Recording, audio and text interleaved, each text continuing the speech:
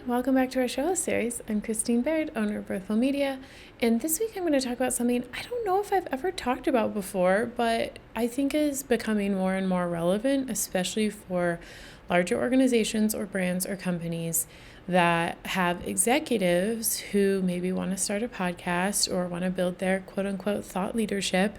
And they might come to you in the marketing department, or you might be another part of the executive team, be like, hey, go figure out how we should do a podcast, and I can host it, and I want you to make me sound really good, and this contribute to all these initiatives within the marketing team.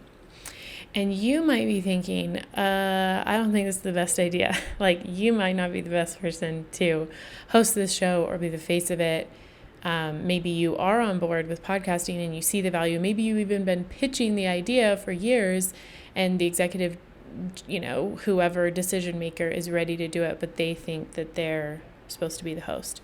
So the topic of today's video is, like, do executives or founders, do they really fit being a show host? And how can you tell, and how to kind of suggest yes or no if within your organization there's an executive or a founder who has kind of brought this forward, or maybe the marketing team is bringing it forward and you're kind of in charge of making these decisions. So obviously I've worked with personal brands, a lot of entrepreneurs for 10 years, a lot of high profile folk, a lot of them have been founders, a lot of them have been executives, a lot of them have like very celebrated success histories of their careers. So I do have a lot to kind of contribute here just because I've worked with so many. But I think let's start off with the pros, because you might be thinking like, no way, this person's way too busy, or like totally doesn't have the persona to be the show host. Let's start off with like why you might want to consider them.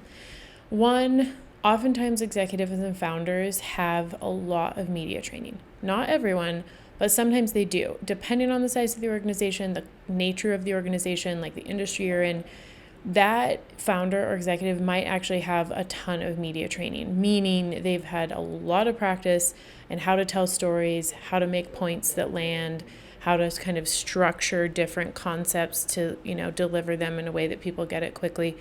Those are all skills that executives and founders have often had to develop through the years or the decades, because they've had to pitch for fundraising or capital or, sales. Like originally, a lot of founders were the sales team, so just take stock and be like, well, what do we know about this person's media training? How good are they on camera or audio? How much interviewing have they done? Both being interviewed and interviewing others. Like, have they done a lot of public speaking or not? Just because they may have a little bit drier personality, we'll get to that in a moment, like maybe on the con list, but I want you to really be objective about like how much media training do they have. And if you don't know, go ahead and ask around to the people in your organization who would know. Okay, so that's point number one that can be a great pro for the executive or the founder. They might actually have a ton of media training. Another pro is that they are oftentimes associated as the face of the organization. So how big is their personal brand? How much are they already associated with your organization? Sometimes they're just literally the best figurehead because they're the best known person at the company. And this is totally specific to your organization, right? Like, some executives are really well known and have a lot of kind of following and respect and status built up, and some have none. So take stock of that, because that can actually move a lot of ground in the audience development, like discovery part of having a show for your brand. That answer could be one of two. They could be like, they have nothing, or they have a lot. Another pro for using the executive or the founder as the host of the show is they are often the best connected person to other interesting guests. So if it is going to be like a conversation or interview style show, which it certainly doesn't have to be, but if that's the format you're entertaining, that executive is oftentimes the best connected to other interesting founders, executives, people of interest.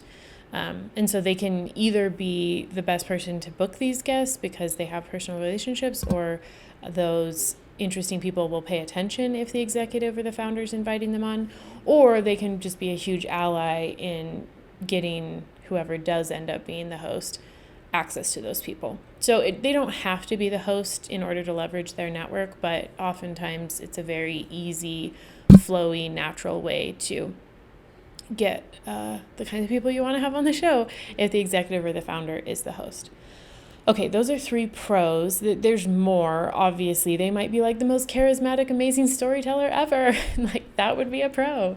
They might just be built for this. That would be a pro. But in general, I think going through those 3 kind of quick questions will help you on the pro list. On the con list, let's say everybody thinks it's a great idea to have the executive or the founder be the show host, and you're like, I actually have some reservations.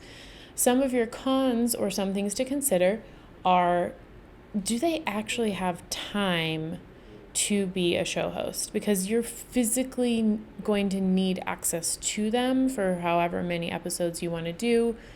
They're usually the busiest person with the least time at the company. Maybe not. Maybe they've totally delegated and have a lot of time. But most founders and executives are really time poor.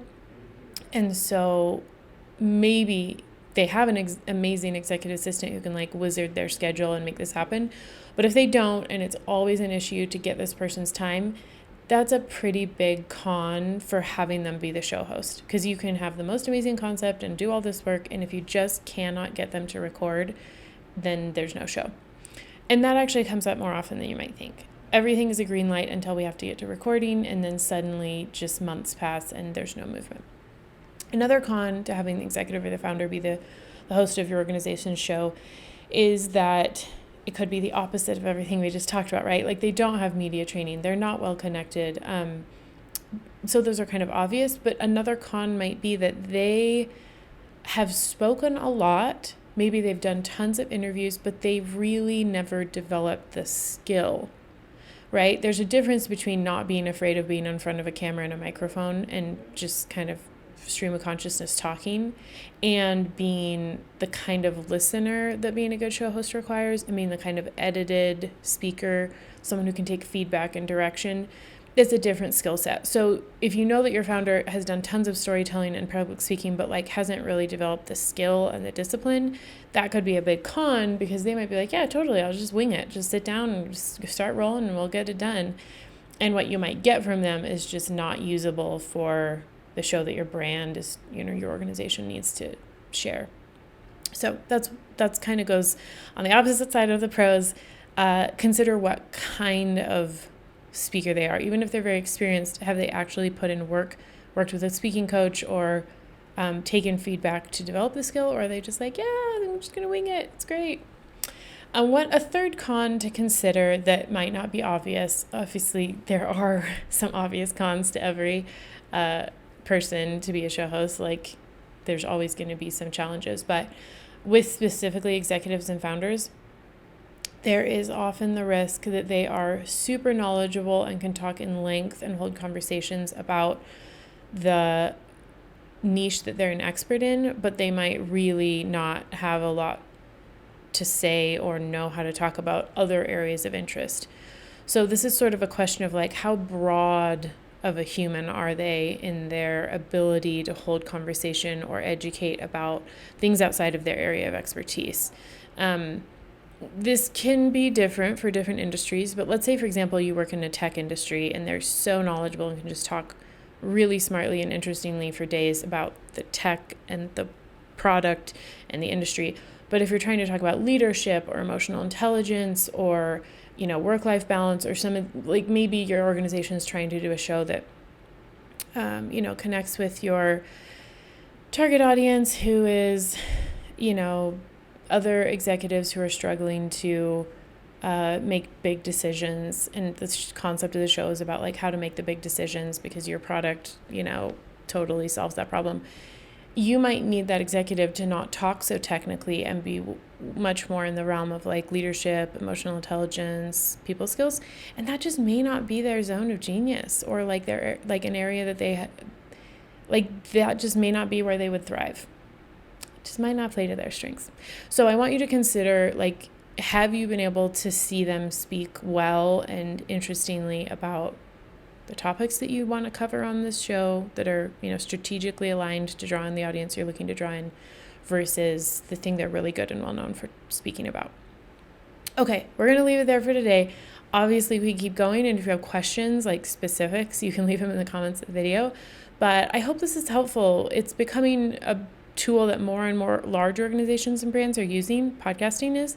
And so these are commonly issues that are coming up within marketing teams and executive teams as they're trying to navigate who should host, a show associated with our organization. Should it be our founder or executive, or should it not?